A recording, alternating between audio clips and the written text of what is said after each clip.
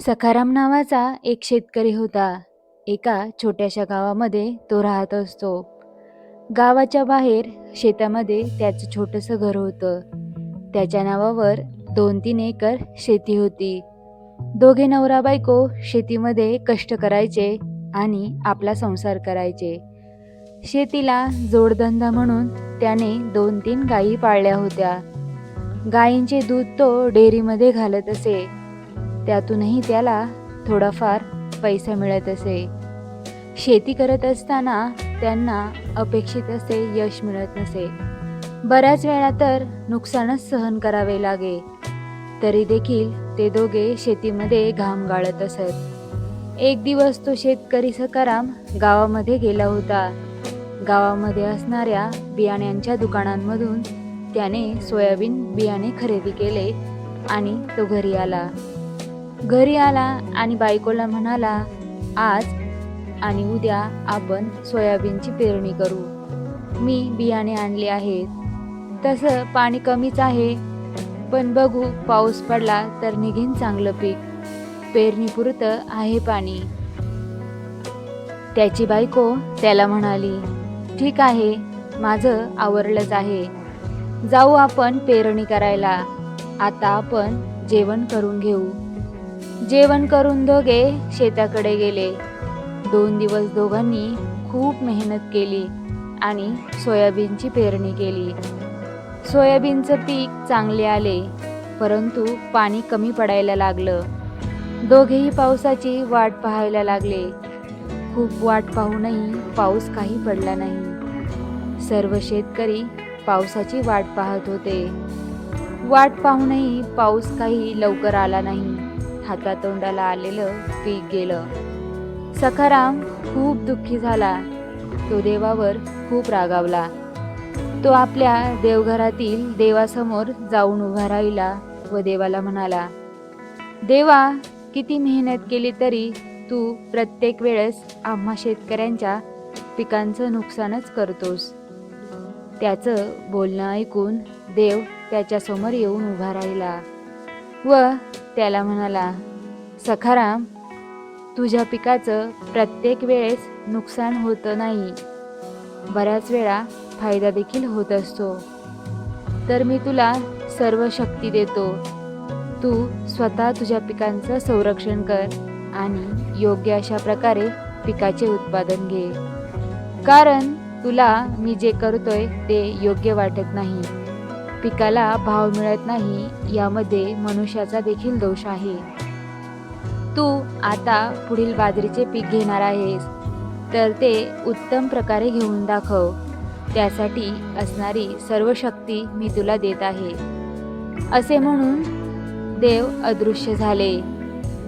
दैवी शक्ती मिळाल्यानंतर सखारामने पहिल्यांदा पाऊस पाडला आणि नंतर बाजरीची पेरणी केली. थोड्या दिवसानंतर पीक चांगले आले आणि जेव्हा पिकाला सूर्यप्रकाशाची गरज होती तेव्हा त्याने पिकाला सूर्यप्रकाश दिला. त्याने आपल्या शेतामध्ये कधीच पूर आणि वादळ येऊ दिले नाही. सर्व झाडांचे त्याने संरक्षण केले.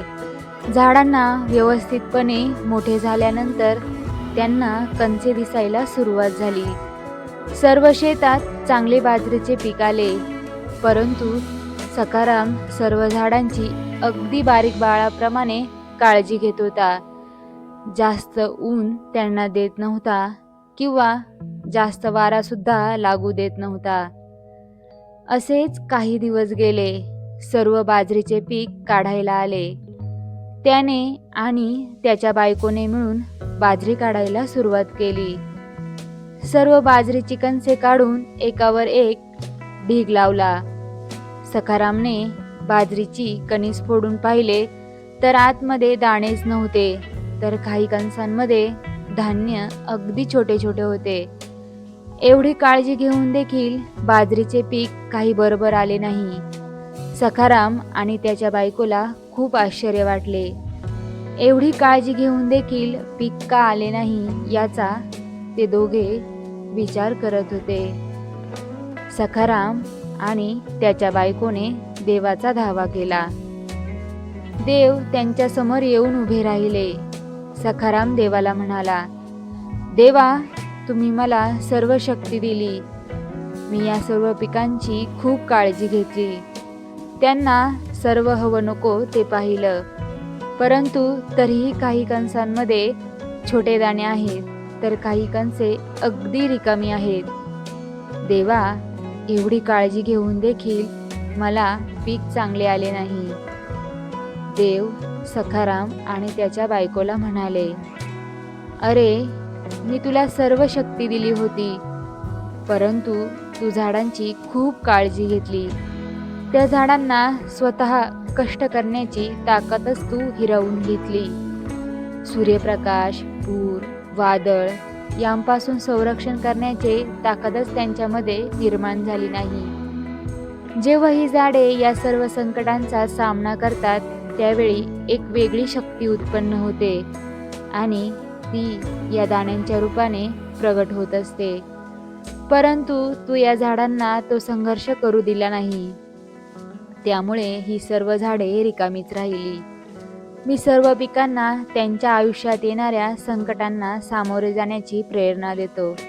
त्यामुळेच पीक चांगले येते. परंतु कधी कधी पीक चांगले येत नाही, यामध्ये तुझा काहीच दोष नसतो. पण अशा वेळी माणसाने पुन्हा एकदा प्रयत्न करायचे, आलेल्या संकटावरती मात करायची आणि पुन्हा एकदा नव्या जोमाने कामाला सुरुवात करायची.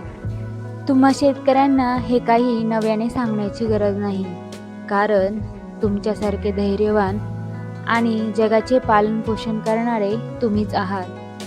तुम्ही आहात म्हणून सर्वजण सुखाने पोट भरत आहे. शेतकरी हा राजा आहे. तू निराश होऊ नकोस आणि पुन्हा एकदा नव्याने पेरणी करा. आता तुला ही शक्ती मिळणार नाही. मी माझ्याप्रमाणे सर्व कार्य करणार आहे. सखारामला आपल्या केलेल्या कार्याचा पस्तावा झाला. त्याने आणि त्याच्या बायकोने परमेश्वराची माफी मागितली. परमेश्वराने त्यांना आशीर्वाद दिला.